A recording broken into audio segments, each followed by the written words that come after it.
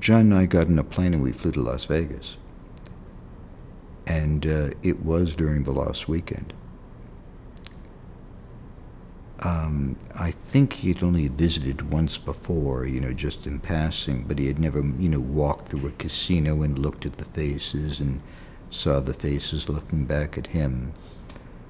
And it was at that time, in the 70s,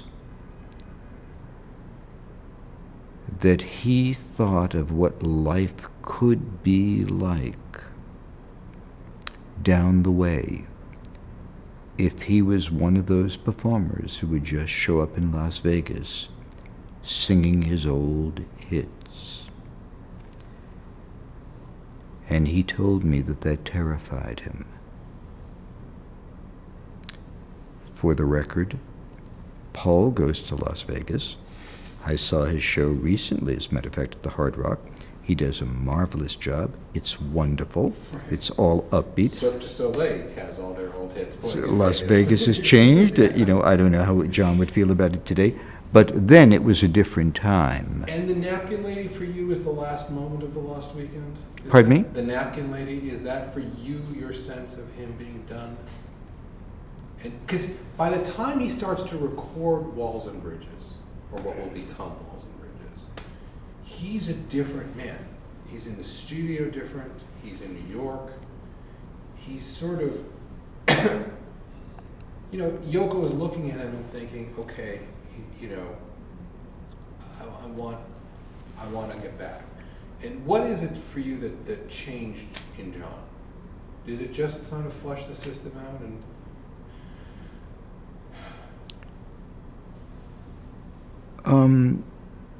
Was it the napkin lady?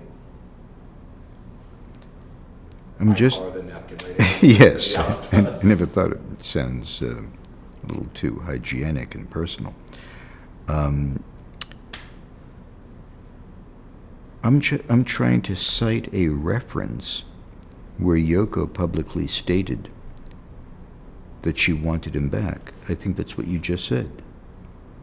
And I don't know if that's in evidence. Well, he records with Elton, and then he obviously goes to New York to Madison Square Garden. Right. Were you there that night? I was not.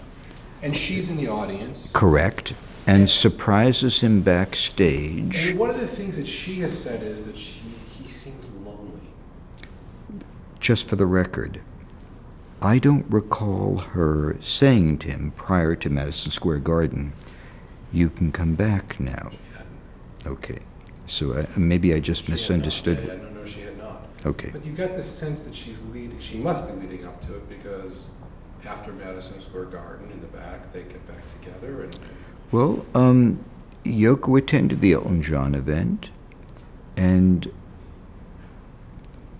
I believe she has stated publicly that while she was in the audience, she had a number of feelings and emotions about what was going on, and she saw him again in a way, perhaps, that only she could describe, and she went backstage to say hello.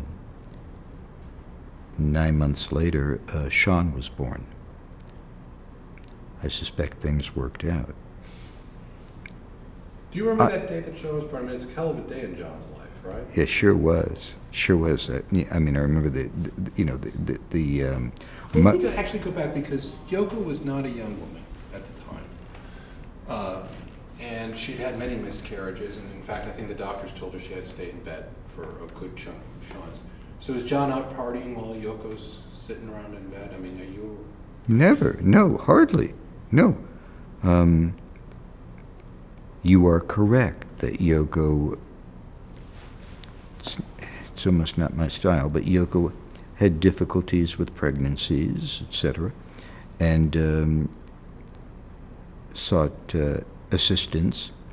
I remember we went to San Francisco, the three of us, and she saw a man, a doctor, I'm not going to mention his last name, who was a Japanese herbal medicine man, my words, and partially as a result of his efforts, she was, of course, able, obviously, to conceive a wonderful, happy, healthy child. And I spent time with them prior to the childbirth. John and I had wonderful conversations about what it was like when he was in the waiting room at the hospital before Sean was born, the time that Sean was born. I discussed this with John and Yoko in detail. It's on tape. You are welcome to it. I would love to hear it. And you shall. He tells a story of being told that, everything was okay, and he, just this sense of relief. Did you get that when he talked to you about being in the waiting room? I'm going to let you listen to John. Better. Okay, that's better. So he'll tell it to you, because they went to Lamaze together. They went, Sean, in fact, at the end of the day, was not brought into this world through the Lamaze method, but they had prepared for it. John spoke with me in detail about creating a conscious child in a conscious moment. He would tell me on tape that most of us were born because our parents, our fathers came home after the war in the 40s, had a couple of shots of scotch, hugged their wives or girlfriends, and 9 months later, the baby boomers arrived. And we're now 65 million of us. We're the majority of America. And he wanted to do it differently. The two of them wanted to be as clear and as clean as possible during the course of time that Yoko carried Sean. The interesting thing to me about John at that moment, he gets the green card, he gets his birthday, and Sean is born all the same day, hits the trifecta, is that the perception of his generation, and I came later, so I have a very different take in terms of how I interact with my kids, staying up in the middle of the night. You have children? I have two girls, 9 and 6. And I did feedings at 3 o'clock in the morning, and I changed all the diapers, and my wife went to school, and I stayed home with them, and then I went to work, but I could, and Are you a Virgo? No, Gemini. And, but a fire horse. I go by the Chinese horoscopes more than I do zodiac. And I don't think it's anything special, because all my friends do exactly the same things. But I realize, John and Yoko were kind of the first. They were, in a lot of ways, at their most radical when they were at their most private moments as husband and wife, mother and father. That's an extremely perceptive observation. And unless I restate what you just said, it's okay. Nobody will know how perceptive it was, because they won't know what you said. It's okay. I can be quietly perceptive. But what do you think about it? We only have 45 seconds. With that notion? Look,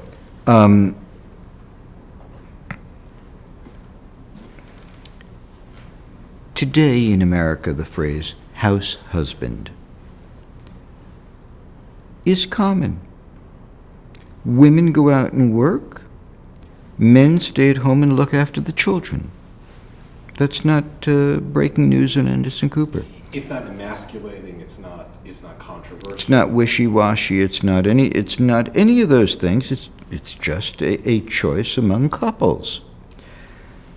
When John decided that he would be the house husband, Yoko has an enormous facility for making money and doing business and looking after the family business and looking after the estate like no one I've ever known.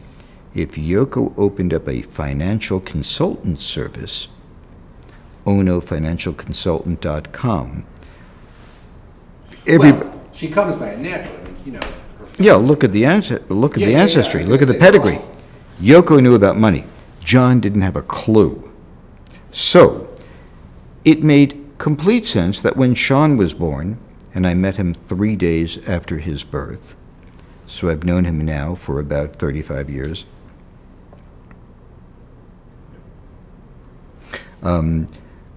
It made total sense for Yoko to be downstairs in the office doing the family business, while John would be upstairs feeding Sean, bathing Sean, carrying Sean back to his bedroom and singing him a nighty-night song. I was witness and privy to all of that. That's not... But it was not the norm. Not only was it not the norm, I challenge you to name 3 men in the history of planet Earth who did that and identified themselves that way before John Lennon. Point made. So, among the most revolutionary things of the John and Yoko experience was to have a conscious experience to create a child, to bring a child into the world who would not be afraid, Sean. To allow a man to take over the primary responsibilities of looking after that child. And finally, when you speak to Sean, although he spent precious little time with his father, incrementally, in my conversations with him, he can recall almost every essential moment. Give me some sense of John's routine with Sean. It doesn't have to be a typical day, but the kind of things. They go to the wine, right? Not Nanny's taking care of Sean while John's off playing with his friends.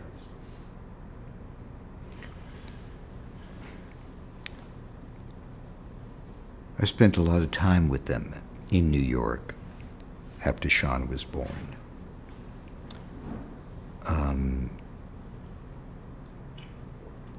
That was the best John I ever saw, and his happiest times. I remember the proximity between the two of them. I especially remember the evenings when it was Sean's time to go to bed, 6, 7 o'clock in the evening. And during these years, Sean was 2, 3, 4 years old. And after a little meal, John would just scoop him up in his arms, put him over his arms, and kind of talk about the things they did during the course of the day. He'd be in the kitchen, this marvelous kitchen that they had. And he would be talking to Sean, lulling Sean in his arms, walking the 20 or 30 or 40 steps to Sean's bedroom. And sometimes singing softly to him, almost in a lullaby kind of way. The monster's gone, he's on his own. And placing Sean in bed, and looking back at me and doing this, because now we were going to go into the master bedroom where Mother would be awaiting, where the 3 of us would sit and talk for 5 or 6 hours about stuff. One of the great frustrations is that over the course of time and my representation of the estate and my relationship with them, my love for her, is that I've kind of been identified as the minister of information, the keeper of the official propaganda line. All of that crap hurts me. Because if it were not so, there ain't enough money in the world that could pay me for spending half of my life talking about these experiences, sharing these experiences with other people, if it were not so. Right. It's all so. If you want to link in to John being a miserable drunk and having relationships in Los Angeles, and if you want to go into the sleaze department, there's enough of that has been covered, that has been discussed. And I'm not here to be an apologist for John's bad behavior, but I am here to insist, to promise you